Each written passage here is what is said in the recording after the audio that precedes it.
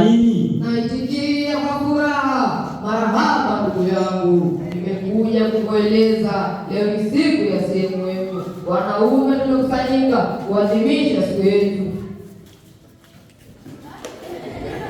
Wazidi kunichanganya, akili kunivuruga. Sehemu yetu ndo nini?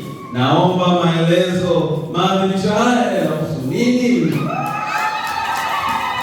Sehemu yetu ni ushirika wa wanaume kanisani, kuwaunganisha wababa na vijana kwa pamoja. Tumeungana kwa umoja kumtumikia Bwana Yesu. Kidogo nimeelewa, akili imefunguka. Nawezaje kuungana na wanaume wenzangu ili tuwe mmoja kumtumikia Bwana Yesu?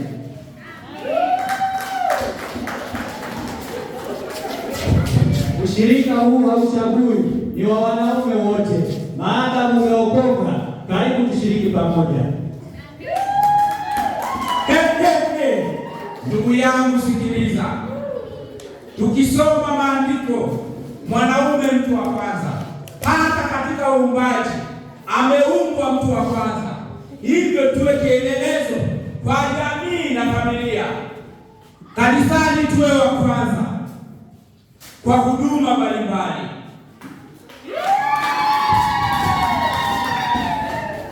Na nukuu andiko letu, Wakorintho wa kwanza 11:7. Haimpasi mwanaume kufunikwa kichwa, maana yeye ni utukufu wa Mungu. Sehemu yetu tumekubali kusimama wiki yetu, Injili kuhubiri, shuhuda kusimamia, shuhuda kusimamia, utukufu ni ngao yetu.